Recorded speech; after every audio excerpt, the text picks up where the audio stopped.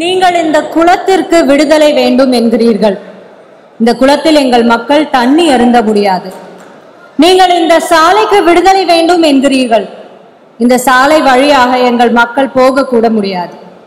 நீங்கள் இந்த சுடுகாட்டிற்கு விடுதலை வேண்டும் என்கிறீர்கள். இந்த சுடுகாட்டில் எங்கள் மக்களின் பிணங்களை புதைக்க கூட முடியாது. பிறகு எதற்கு எங்களுக்கு விடுதலை என்று கேட்டவர் அம்பேத்கர் அவர்கள். இதை ஏன் நான் இப்ப இங்க சொல்றேன்னா, சாதியின் அடிப்படையில் தனித்தனி சுடுகாடுகளை ஒழிப்பது அப்படிங்கிற ஒரு கேஸுக்கு ஃபேவரபிளா ஜட்ஜ்மெண்ட் கொடுத்த ஒரு நீதி அரசரை தான் அடுத்து நம்ம பேச அழைக்க போறோம். மை லார்ட் அப்படின்னு கூப்பிட ஒரு வழக்கம் நம்ம நீதிமன்றங்கள்ல இருந்தது. அப்படி வேணாம், இப்படி கூப்பிட வேணான்னு சொன்ன ஒரு மகத்தான நீதிமான். அரை நூற்றாண்டு காலமாக அறத்தின் குரலாக ஒலிக்கிற எங்களின் நீதி நாயகன், சென்னை உயர் நீதிமன்றத்தின் மேனாள் நீதிபதி திரு கே சந்துரு அவர்களை மரியாதையுடன் மேடைக்கு பேச அழைக்கிறோம்.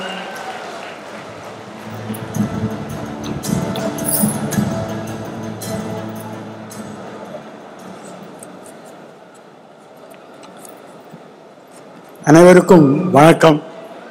காலம் கடந்து கொண்டிருப்பதாலும் எனக்கு பிறகு நீங்கள் அவருடன் காத்து கொண்டிருக்கும் தலைவர் பேசவிருப்பதாலும் நான் ஒரு 5 மணித்துளி மட்டும் பேச விரும்புகிறேன். ஒரு புத்தகத்தை வெளியிடுவதற்கு ஒரு மாபெரும் திருவிழாவை விகடன் பிரசுரம் ஏற்படுத்தி செய்வது ஆச்சரியம் அளிக்கிறது. நான் என் வாழ்க்கையில் ஒரு நூல் வெளியீட்டு விழாவை இவ்வளவு சிறப்பாக செய்வதை நான் பார்த்ததில்லை. விகடன் பிரசுரத்திற்கு என்னுடைய பாராட்டுக்கள். நாம் எல்லோருக்கும் தலைவர் அம்பேத்கர் என்பதில் யாருக்கும் சந்தேகமே இருக்க முடியாது. சந்தேகம் இருப்பவர்கள் யாரும் இங்கே வரப்போவதில்லை. ஆனால் ஒரு விஷயத்தை நாம் தெரிந்து கொள்ள வேண்டும். அம்பேத்கர் அவருடைய வாழ்க்கை காலத்தில் அவர் பரிநிர்வாணம் அடையும் வரை அவருடைய பல கருத்துக்கள் வெளியிடப்படாமலே இருந்ததை நாம் வருத்தத்துடன் பார்க்கிறோம். அவர் இறந்த பிறகு அவருடைய ஆவணங்களை எல்லாம் திரட்டி நீதிமன்ற உத்தரவின்படி அவையெல்லாம் மகாராஷ்டிரா அரசிற்கு ஒப்படைக்கப்பட்டது. மகாராஷ்டிரா அரசு அதையெல்லாம் வாங்கி வைத்துவிட்டு வெளியிடவே இல்லை. அதற்கு பிறகு பலர் அழுத்தம் தந்த பிறகுதான் 1956 கொடுக்கப்பட்ட அந்த ஆவணங்கள் 1988 வெளியிடப்பட்டது. 16 தொகுதிகளை மகாராஷ்டிரா அரசு வெளியிட்டது. அதற்கு பிறகுதான் அம்பேத்கர் அவர்கள் தன்னுடைய வாழ்க்கையிலே இத்தனை எழுத்துக்களை எழுதி குவித்திருக்கிறார்கள் என்பதை பல பேருக்கும் தெரிய வந்தது. அந்த எழுத்துக்களை எல்லாம் ஆங்கிலத்திலிருந்து பல இந்திய மொழிகளிலே மொழிபெயர்க்கப்பட்டாலும் பரவலாக அவருடைய கருத்துக்களை எடுத்து செல்வது என்பது மிக சிக்கலான ஒரு சூழ்நிலையாக இருந்தது. அம்பேத்கர் அவர் வாழ்ந்த காலத்திலே ஒரு கடுமையான அவரை எழுத்து ஒரு புத்தகத்தை தயாரித்தார்கள். உங்களுக்கெல்லாம் தெரிந்திருக்கும். அவரோட வாழ்க்கையை பற்றி நான் அதிகம் சொல்லவில்லை. அவர் அமெரிக்காவிலே முனைவர் பட்டம் பெற்றது தத்துவத்திலே. அவருடைய காலத்தில் அன்றைய பம்பாயிலே யாருமே அப்படிப்பட்ட முனைவர் பட்டம் வாங்காத ஒரு சூழ்நிலையில் அவர் பம்பாயிலே வந்து தன்னுடைய தொழிலை ஆரம்பித்தார்கள். அப்பொழுது அவருக்கு அரசாங்கத்திலே ஒரு சிறிய வேலை கிடைத்தது. அந்த வேலைக்கு உண்டான சம்பளம் 400 ரூபாய். அவர் சொன்னார், இந்த 400 ரூபாய் எனக்கு தேவையில்லை, நான் இந்த வேலையை ஏற்றுக்கொள்ளப் போவதில்லை. பிறகு சில நாட்களிலே அவர் இங்கிலாந்திலே சென்று பாரிஸ்டராக பட்டம் பெற்று திருவழியும் மும்பாயிலே வந்து வக்கீல் தொழில் ஆரம்பித்தார்கள். அப்பொழுது அவருக்கு மாவட்ட நீதிபதி பதவி கொடுக்கப்பட்டது. அந்த பதவிக்கு அவருடைய சம்பளம் 1000 ரூபாய். அவர் அந்த பதவி தேவையில்லை என்று சொன்னார்கள். சில நாட்கள் வழக்கறிஞராக இருக்கும் பொழுது பம்பாய் உயர்நீதிமன்ற நீதிபதி பதவி அவரை தேடி வந்தது. அப்பொழுது சம்பளம் 4000 ரூபாய், ஓய்வூதியம் 1000 ரூபாய். அம்பேத்கர் சொன்னார்கள், எனக்கு இந்த பதவியோ இந்த சம்பளமோ தேவையில்லை, என்னுடைய மக்களுக்கு நான் வேலை செய்ய போகிறேன் என்று சொன்னார்கள். அவருடைய வாழ்நாளிலே 1936 வருஷத்திலிருந்து 1956 வருடம் வரை 20 ஆண்டுகள் கவர்னர் ஜெனரல் அமைச்சரவையில் இருந்தார்கள். ஒன்றிய அரசுடைய அமைச்சராக இருந்தார்கள். சுதந்திரம் பெற்ற இந்தியாவிலே அமைச்சராக இருந்தார்கள். அவ்வளவு காலம் பிறந்தாலும் அவர் எழுதிய புத்தகத்தை அவரால் வெளியிடப்படவில்லை. கடைசியிலே அவர் ஒன்றிய அரசுக்கு ஒரு கடிதம் எழுதினார்கள். நான் ஒரு புத்தகம் தயாரித்திருக்கிறேன், இதை வெளியிடுவதற்கு 40,000 ரூபாய் செலவு அரசாங்கம் கொடுத்தால் இதை வெளியிடலாம், அதில் வரக்கூடிய வருமானத்தை திருப்பி கொடுத்து விடுகிறேன் என்று சொன்னார்கள். அவருடைய கடிதம் ஒன்றிய அரசிலே தூங்கிக் கொண்டிருந்ததை நாம் பார்க்கிறோம். அப்படிப்பட்ட ஒரு மகத்தான எழுத்தாளருடைய எழுத்துக்கள் இன்றைக்கு பரவலாக அவர் மறைந்து அவர் பரிநிர்வாணம் அடைந்து இன்றைக்கு 68 ஆண்டுகளானாலும் நாம் திருப்பி திருப்பி பேசுகிறோமே, அதுதான் அவருடைய சிறப்பு என்பதை நாம் புரிந்து கொள்ள வேண்டும். அப்படி அம்பேத்கர் என்ன சாதித்தார் என்று எல்லாம் நீங்கள் கேட்கலாம். எதுவுமே சாதிக்கவில்லை என்று நாம் சொல்ல முடியாது.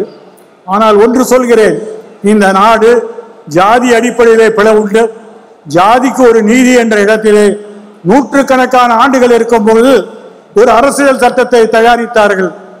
இதைத்தான் நம்முடைய எதிர்கட்சி தலைவர் ராகுல் காந்தி எல்லா இடத்திலும் காட்டுகிறார்கள். ஒரு சிறிய சிவப்பு புத்தகம், இந்தியாவுடைய அரசமைப்பு சட்டம். இந்த அரசமைப்பு சட்டத்தை கடந்த ஒரு வருட காலமாக நம்முடைய எதிர்கட்சி தலைவர் எல்லா இடத்திலும் காட்டுகிறார்கள். அதற்கு என்ன முக்கியம்? இன்றைக்கு அரசியலில் அரசியல் சட்டம் வேண்டுமா வேண்டாமா என்ற கேள்விதான் எழுப்பப்பட்டு வருகிறது. ஆகவே நாம் எந்த பக்கம் என்பதை நாம் முடிவு செய்து கொள்ள வேண்டும். அம்பேத்கர் அவர்கள் 2.5 ஆண்டுகள் இந்த அரசமைப்பு சட்டசபையிலே எல்லா விதமான விவாதத்திலும் கலந்து கொண்டு எல்லா வித திருத்தத்தையும் பற்றி பேசி ஒரு உன்னதமான ஒரு ஆவணத்தை தயார் செய்தார்கள். இந்த ஆவணத்திலே 397 பிரிவுகள் இருக்கிறது. ஆனால் ஒரே ஒரு பிரிவு, 15வது பிரிவை நீங்கள் பார்க்க வேண்டும். இந்த புத்தகத்தை படிக்க வேண்டும்.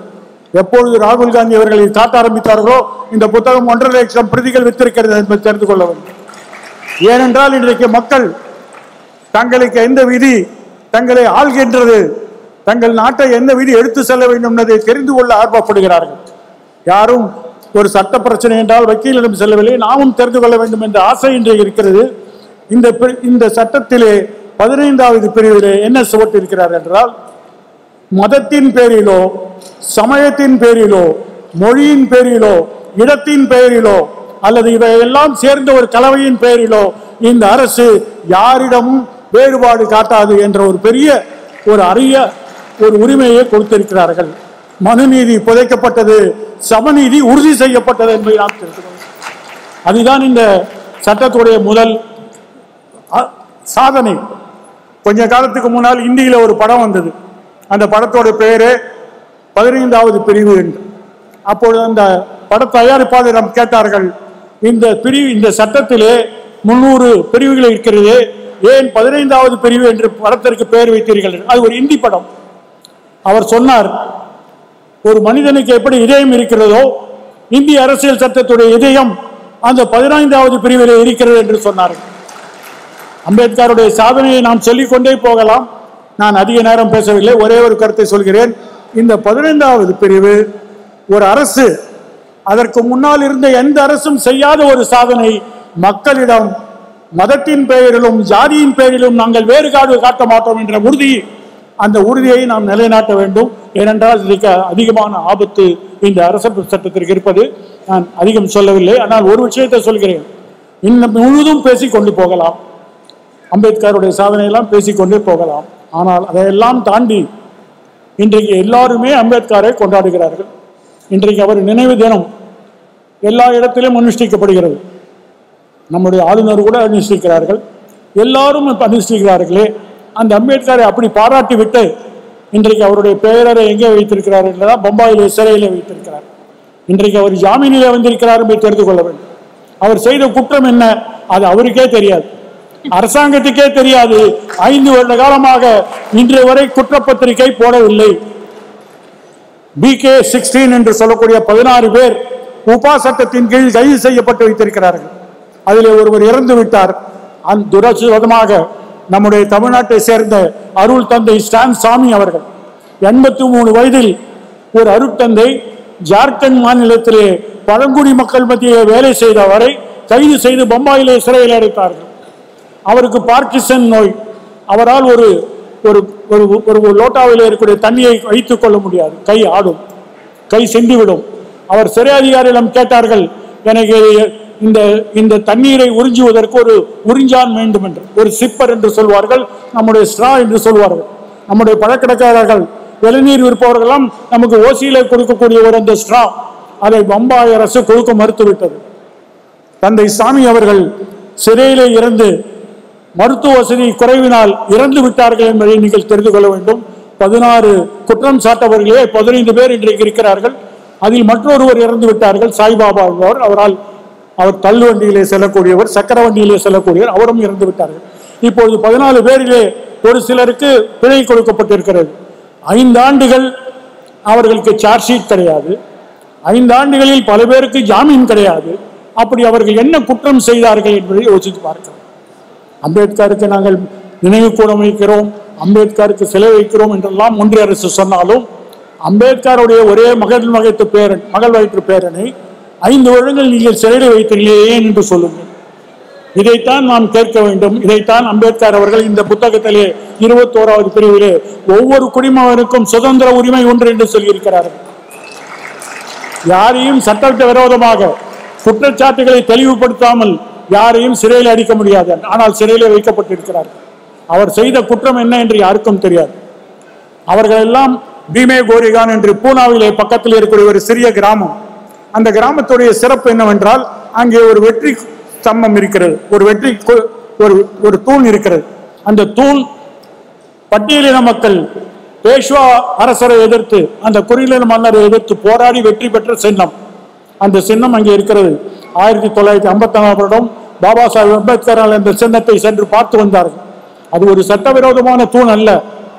மகர் மக்கள் பேஷ்வாவை வெற்றி பெற்ற ஒரு வெற்றி சின்னம். அந்த வெற்றி சின்னத்திலே அவர்கள் அங்கே ஒரு வெற்றி விழா கொண்டாடினார்கள். வெற்றி விழா கொண்டாடிய ஒரே காரணத்திற்காக அவர்கள் எல்லாம் சிறையில் இருக்கிறார்கள் என்று சொன்னால் நாம் எவ்வளவு திருவிழா வைக்கலாம், எவ்வளவு பேர் வைக்கலாம்.